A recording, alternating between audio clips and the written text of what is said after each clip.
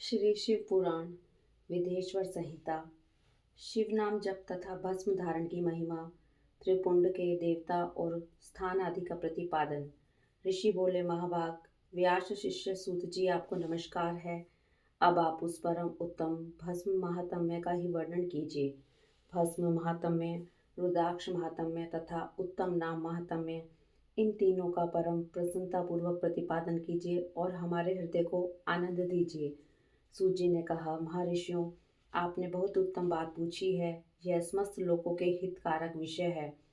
जो लोग भगवान शिव की उपासना करते हैं वे धन्य हैं, कृतार्थ हैं। उनका देह धारण सफल है तथा उनके समस्त कुल का उद्धार हो गया।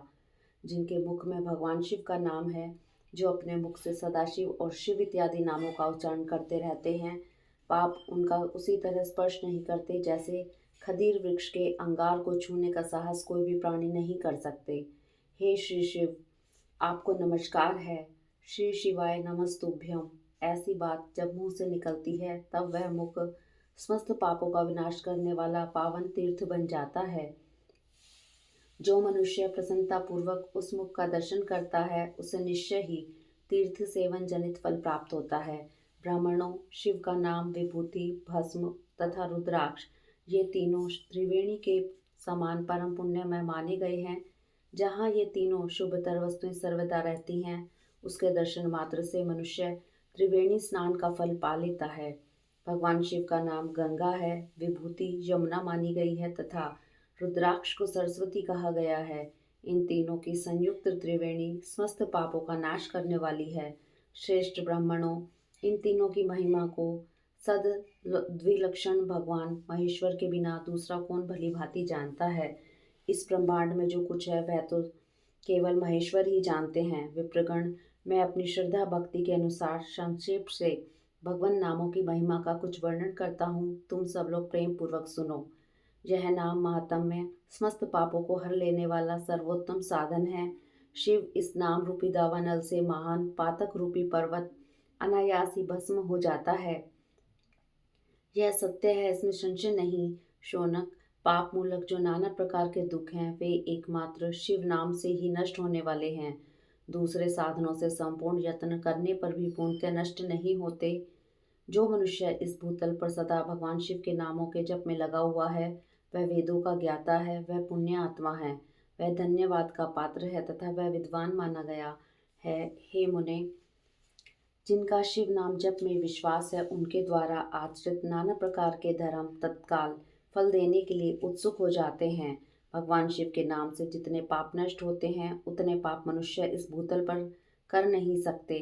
जो शिव नाम रूपी नौका पर आरूढ़ हो संसार रूपी समुद्र को पार करते हैं, उनके जन्म मरण रूप संसार के मूलभूत वे सारे पाप निश्चय ही नष्ट हो जाते हैं।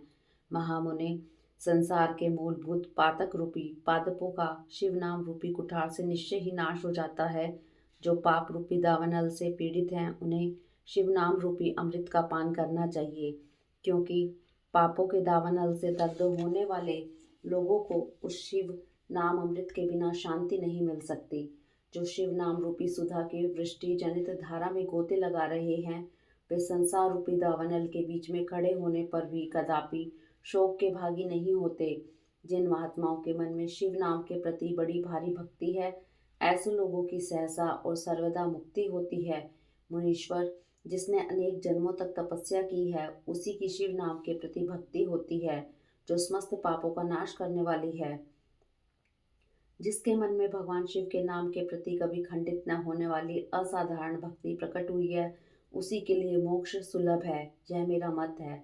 जो अनेक पाप करके भी भगवान शिव के नाम जप में आदर पूर्वक लग गया है, वह समस्त पापों से मुक्त हो ही जाता है, इसमें संशय नहीं है। जैसे वन में दावानल से दग्ध हुए वृक्ष भस्म हो जाते हैं, उसी प्रकार शिव नाम रूपी दावानल से दग्ध होकर उस समय तक के सारे पाप भस्म हो जाते हैं। शौनक, जिसके अंग नित्य भस्म लगाने से पवित्र हो गए हैं तथा जो शिव नाम जप का आदर करने लगा है, वह घोर संसार सागर को भी पार कर ही लेता है। संपूर्ण वेदों का अवलोकन करके पूर्ववर्ती महर्षियों ने यही निश्चित किया है कि भगवान शिव के नाम का जप संसार सागर को पार करने के लिए सर्वोत्तम उपाय है।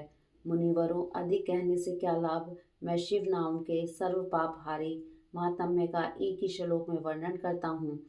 भगवान शंकर के एक नाम में भी पाप हरण की जितनी शक्ति है उतना पातक मनुष्य कभी कर ही नहीं सकता। मुने, पूर्व काल में महापापी राजा इंद्रधुमन ने शिव नाम के प्रभाव से ही उत्तम सद्गति प्राप्त की थी। इसी तरह कोई ब्राह्मणी युक्ति भी जो बहुत पाप कर चुकी है, शिव नाम के प्रभाव से ही उत्तम गति को प्राप्त हुई। द्विजवरों, इस प्रकार मैंने तुमसे भगवान नाम के उत्तम महात्म्य का वर्णन किया है। अब तुम भस्म का महात्म्य सुनो, जो समस्त पावन वस्तुओं को भी पावन करने वाला है। भस्म संपूर्ण मंगलों को देने वाला तथा उत्तम है। उसके दो भेद बताए गए हैं, उन भेदों का मैं वर्णन करता हूँ। सावधान होकर सुनो। एक को महाभस्म जानना चाहिए और दूसरे को सवल्प भस्म। महाभस्म के भी अनेक भेद हैं, वह 3 प्रकार का कहा गया है, श्रोत, स्मार्त और लौकिक। सवल्प भस्म के भी बहुत से भेदों का वर्णन किया गया है। श्रोत और स्मार्त भस्म को केवल द्विजों के ही उपयोग में आने के लिए योग्य कहा गया है।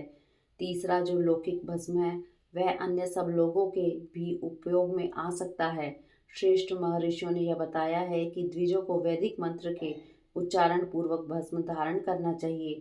दूसरे लोगों के लिए बिना मंत्र के ही केवल धारण करने का विधान है।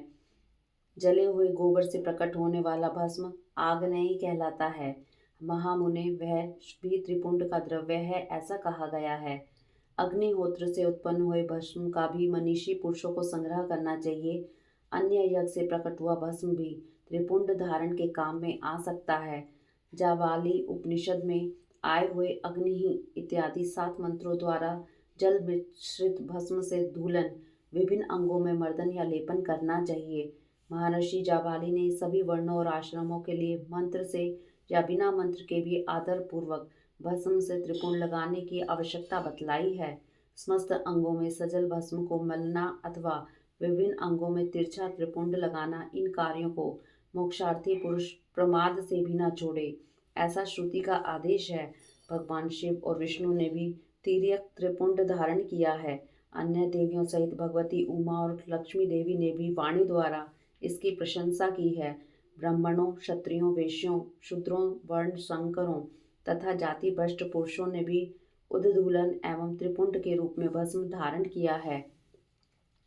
इसके पश्चात भस्म धारण तथा त्रिपुंड की महिमा एवं विधि बतलाकर सूत जी ने फिर कहा, महर्षियों, इस प्रकार मैंने संक्षेप से त्रिपुंड का महत्व बताया है। यह समस्त प्राणियों के लिए गोपनीय रहस्य है, अतः तुम्हें भी इसे गुप्त ही रखना चाहिए।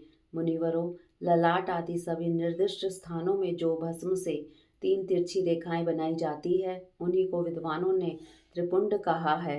भौहों के मध्य भाग से लेकर जहाँ तक भौहों का अंत है, उतना बड़ा त्रिपुंड ललाट में धारण करना चाहिए। मध्यमा और अनामिका उंगली में से 2 रेखाएं करके बीच में अंगुष्ठ द्वारा प्रतिलोम भाव से भी की गई रेखा त्रिपुंड कहलाती है, अथवा बीच की 3 उंगलियों से भस्म लेकर यत्न पूर्वक भक्ति भाव से ललाट में त्रिपुंड धारण करे। त्रिपुंड अत्यंत उत्तम तथा भोग और मोक्ष को देने वाला है। त्रिपुंड की तीनों रेखाओं में से प्रत्येक के 9 देवता हैं, जो सभी अंगों में स्थित हैं। मैं उनका परिचय देता हूँ, सावधान होकर सुनो। मुनिवरों, प्रणव का प्रथम अक्षर अकार, गार्हपत्य, अग्नि, पृथ्वी, धर्म, रजोगुण, ऋग्वेद, क्रिया शक्ति, प्रातः सवन तथा महादेव, ये त्रिपुंड की प्रथम रेखा के 9 देवता हैं। यह बात शिव दीक्षा पारायण पुरुषों को अच्छी तरह समझ लेनी चाहिए। प्रणव का दूसरा अक्षर उकार, दक्षिणा अग्नि, आकाश, सत्वगुण, यजुर्वेद, मध्य दिन, सवन, इच्छा शक्ति, अंतरात्मा तथा महेश्वर, ये दूसरी रेखा के 9 देवता हैं। प्रणव का तीसरा अक्षर मकार, आहवानीय, अग्नि, परमात्मा, तमोगुण, धूलोक, ज्ञान शक्ति, सामवेद, तृतीय सवन तथा शिव, ये तीसरी रेखा के 9 देवता हैं। इस प्रकार स्थान देवताओं को उत्तम भक्ति भाव से नित्य नमस्कार करके स्नान आदि से शुद्ध हुआ पुरुष यदि त्रिपुंड धारण करे तो भोग और मोक्ष को भी प्राप्त कर लेता है। मुनीश्वर, ये संपूर्ण अंगों में स्थान देवता बताए गए हैं। अब उनके संबंधी स्थान बतलाता हूँ, भक्ति पूर्वक सुनो। 32, 16, 8 अथवा 5 स्थानों में त्रिपुंड का न्यास करे। मस्तक, ललाट, दोनों कान, दोनों नेत्र, दोनों नासिका, मुख, कंठ, दोनों हाथों, दोनों कोहनी, दोनों कलाई, हृदय, दोनों पार्श्व भाग, नाभि, दोनों अंडकोश, दोनों उरु, दोनों गुल्फ, दोनों घुटने, दोनों पिंडली और दोनों पैर, ये 32 स्थान हैं। इसमें क्रमशः अग्नि, जल, पृथ्वी, वायु, 10 दिक् प्रदेश, 10 दिक्पाल तथा 8 वसुओं का निवास है। धर, ध्रुव, सोम, आप, अनिल, अनल, प्रत्यूष और प्रभास, ये 8 वसु कहे गए हैं। इन सब का नाम मात्र लेकर इनके स्थानों में विद्वान पुरुष त्रिपुंड धारण करें अथवा एकाग्रचित हो 16 स्थान में ही त्रिपुंड धारण करें। मस्तक, ललाट, कंठ, दोनों कंधों, दोनों भुजाओं, दोनों कोहनियों तथा दोनों कलाइयों में, हृदय में, नाभि में, दोनों पसलियों में तथा पृष्ठ भाग में त्रिपुंड लगाकर वहां दोनों अश्वनी कुमारों का, शिव, शक्ति, रुद्र, ईश तथा नारद का और वामा आदि 9 शक्तियों का पूजन करें। ये सब मिलकर 16 देवता हैं।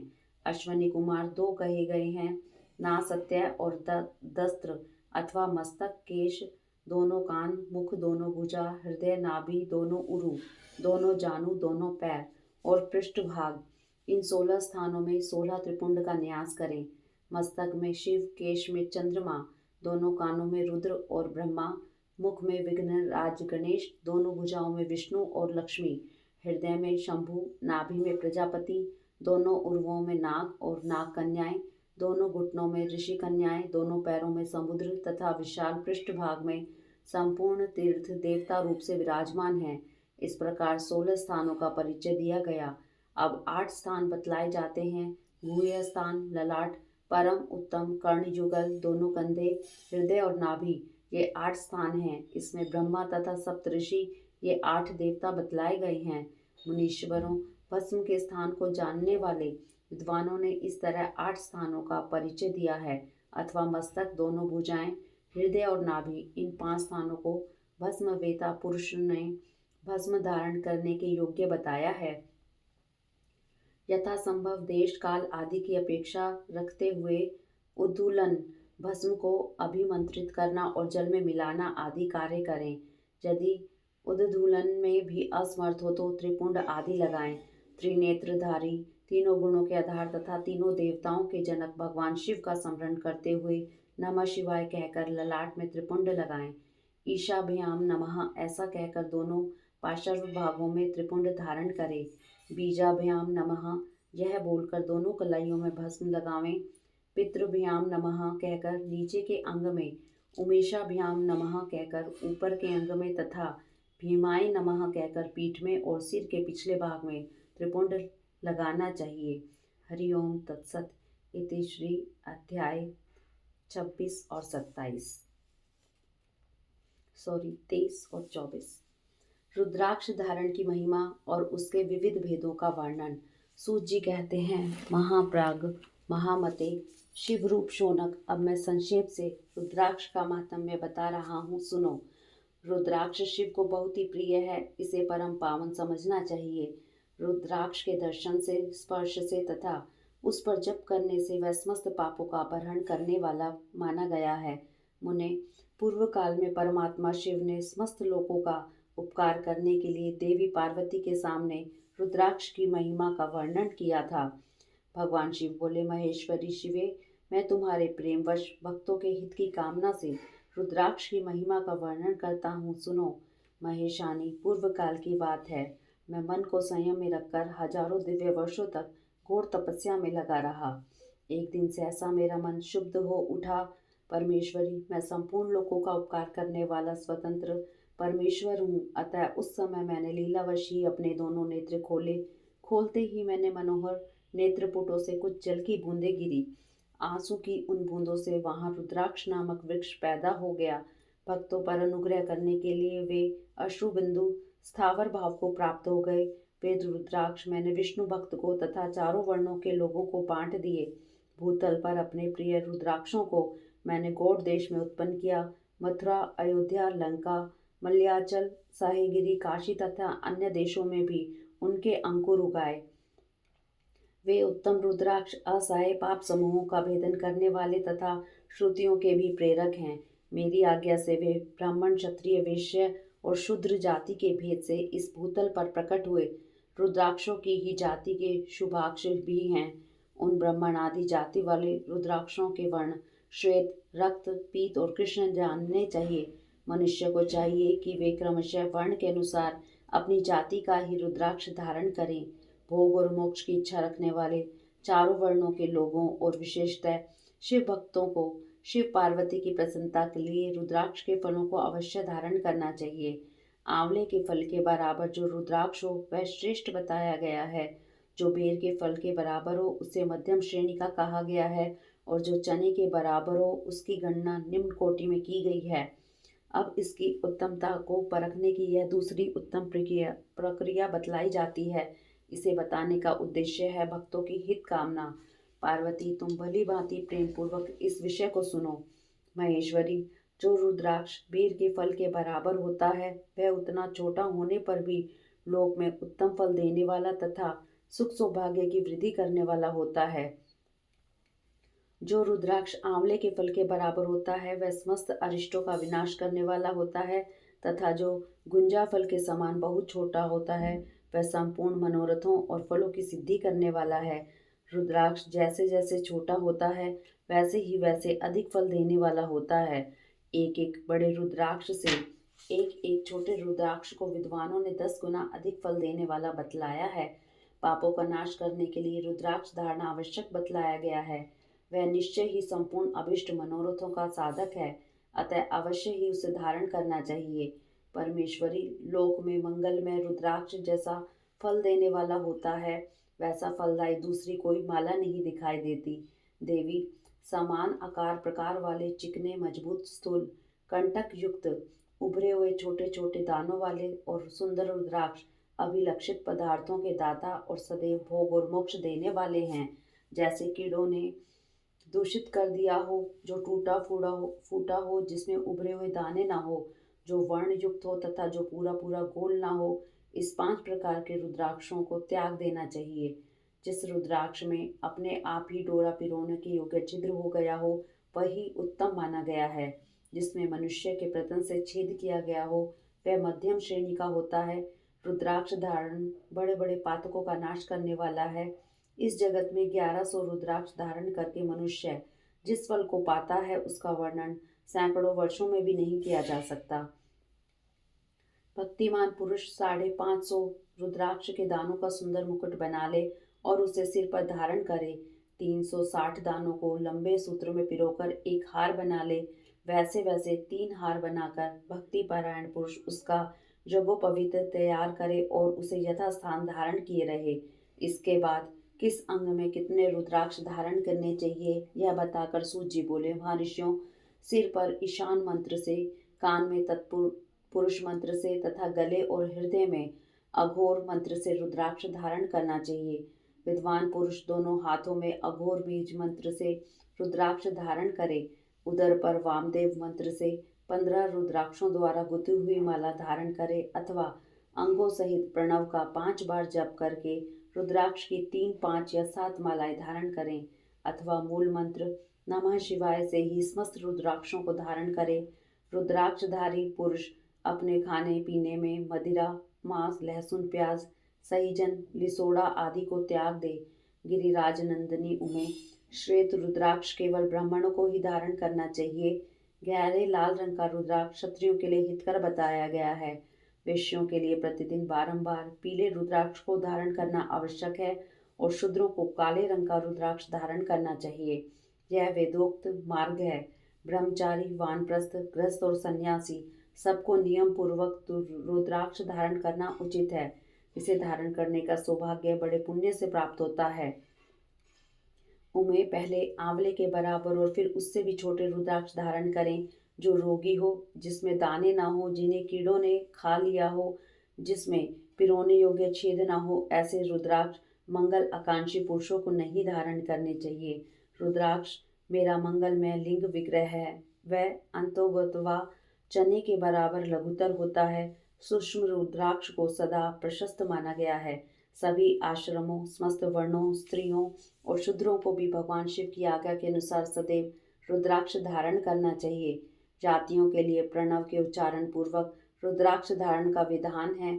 जिसके ललाट में त्रिपुंड लगा हो और सभी अंग रुद्राक्ष से विभूषित हों तथा जो मृत्युंजय मंत्र का जप कर रहा हो उसका दर्शन करने से साक्षात रुद्र के दर्शन का फल प्राप्त होता है। पार्वती, रुद्राक्ष अनेक प्रकार के बताए गए हैं, मैं उनके भेदों का वर्णन करता हूँ। वे भेद भोग और मोक्ष रूप फल देने वाले हैं। तुम उत्तम भक्ति भाव से उनका परिचय सुनो। एक मुख वाला रुद्राक्ष साक्षात शिव का स्वरूप है। वह भोग और मोक्ष रूपी फल प्रदान करता है। जहाँ रुद्राक्ष की पूजा होती है वहाँ से लक्ष्मी दूर नहीं जाती। उस स्थान के सारे उपद्रव नष्ट हो जाते हैं तथा वहाँ रहने वाले लोगों की संपूर्ण कामनाएं पूर्ण होती हैं। दो मुख वाला रुद्राक्ष देव देवेश्वर कहा गया है। वह संपूर्ण कामनाओं और फलों को देने वाला है। तीन मुख वाला रुद्राक्ष सदा साक्षात साधन का फल देने वाला है। उसके प्रभाव से सारी विद्याएं प्रतिष्ठित होती हैं। चार मुख वाला रुद्राक्ष साक्षात ब्रह्मा का रूप है। वह दर्शन और स्पर्श से शीघ्र ही धर्म, अर्थ, काम और मोक्ष इन चारों पुरुषार्थों को देने वाला है। पांच मुख वाला रुद्राक्ष साक्षात कालअग्नि रुद्र रूप है। वह सब कुछ करने में समर्थ है, सबको मुक्ति देने वाला तथा संपूर्ण मनोवांछित फल देने वाला है। पंचमुख रुद्राक्ष समस्त पापों को दूर कर देता है। छह मुखों वाला रुद्राक्ष कार्तिकेय का स्वरूप है। यदि दाहिनी बाह में उसे धारण किया जाए तो धारण करने वाला मनुष्य ब्रह्म हत्या आदि पापों से मुक्त हो जाता है, इसमें संशय नहीं है। महेश्वरी, सात मुख वाला रुद्राक्ष अनंग स्वरूप और अनंग नाम से ही प्रसिद्ध है। देवेशी, उसको धारण करने से दरिद्र भी ऐश्वर्यशाली हो जाता है। आठ मुख वाला रुद्राक्ष अष्टमूर्ति भैरव रूप है। उसको धारण करने से मनुष्य पूर्ण आयु होता है और मृत्यु के पश्चात शूलधारी शंकर हो जाता है। नौ मुख वाले रुद्राक्ष को भैरव तथा कपिल मुनि का प्रतीक माना गया है, अथवा नौ रूप धारण करने वाली महेश्वरी दुर्गा उसकी अधिष्ठात्री देवी मानी गई है। जो मनुष्य भक्ति परायण हो अपने बाएं हाथ में नवमुख रुद्राक्ष को धारण करता है वह निश्चय ही मेरे समान सर्वेश्वर हो जाता है, इसमें संशय नहीं है। महेश्वरी, 10 मुख वाला रुद्राक्ष साक्षात भगवान विष्णु का रूप है। देवेशी, उसको धारण करने से मनुष्य की संपूर्ण कामनाएं पूर्ण हो जाती हैं। परमेश्वरी, 11 मुख वाला जो रुद्राक्ष है वह रुद्र रूप है। उसको धारण करने से मनुष्य सर्वत्र विजयी होता है। 12 मुख वाले रुद्राक्ष को केश प्रदेश में धारण करें। उसके धारण करने से मानो मस्तक पर 12 आदित्य विराजमान हो जाते हैं। 13 मुख वाला रुद्राक्ष विश्व देवों का स्वरूप है। उसको धारण करके मनुष्य संपूर्ण अभिष्टों को पाता तथा सौभाग्य और मंगल लाभ करता है। 14 मुख वाला जो रुद्राक्ष है वह परम शिव रूप है। उसे भक्ति पूर्वक मस्तक पर धारण करें, इससे समस्त पापों का नाश हो जाता है। गिरिराज कुमारी, इस प्रकार मुखों के भेद से रुद्राक्ष के 14 भेद बताए गए। अब तुम क्रमशः उन रुद्राक्षों के धारण करने के मंत्रों को प्रसन्नता पूर्वक सुनो। नंबर 1, ओम ह्रीं नमः। नंबर 2, ओम नमः। नंबर 3, ओम क्लीं नमः। नंबर 4, ओम ह्रीं नमः। नंबर 5, ओम ह्रीं नमः। नंबर 6, ओम ह्रीं हूं नमः। नंबर 7, ओम हूं नमः। 8, ओम हूं नमः। 9, ओम ह्रीं हूं नमः। 10, ओम ह्रीं नमः। 11, ओम ह्रीं हूं नमः। 12, ओम क्रों श्रौं रौं नमः। 13, ओम ह्रीं नमः। 14, ओम नमः। इन 14 मंत्रों द्वारा क्रमशः 1 से लेकर 14 मुख वाले रुद्राक्ष को धारण करने का विधान है। साधक को चाहिए कि वह निद्रा और आलस्य का त्याग करके श्रद्धा भक्ति से संपन्न हो। संपूर्ण मनोरथों की सिद्धि के लिए उक्त मंत्रों द्वारा उन रुद्राक्षों को धारण करे। रुद्राक्ष की माला धारण करने वाले पुरुष को देखकर भूत प्रेत पिशाच डाकनी शाकनी तथा अन्य द्रोहकारी राक्षस आदि हैं वे सब के सब दूर भाग जाते हैं। जो कृत्रिम अभिचार आदि प्रयुक्त होते हैं वे सब रुद्राक्षधारी को देखकर सशंक होकर दूर खिसक जाते हैं। पार्वती, रुद्राक्ष मालाधारी पुरुष को देखकर मैं, शिव, भगवान विष्णु, देवी दुर्गा, गणेश, सूर्य तथा अन्य देवता भी प्रसन्न हो जाते हैं।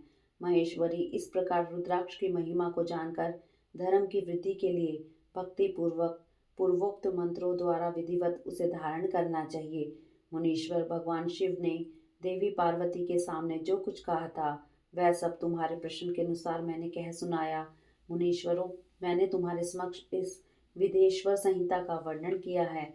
यह संहिता संपूर्ण सिद्धियों को देने वाली तथा भगवान शिव की आज्ञा से नित्य मोक्ष प्रदान करने वाली है। हरिओम तत्सत। इति श्री 25वां अध्याय विदेश्वर संहिता संपूर्ण। ओम नमः शिवाय। ओम नमः शिवाय।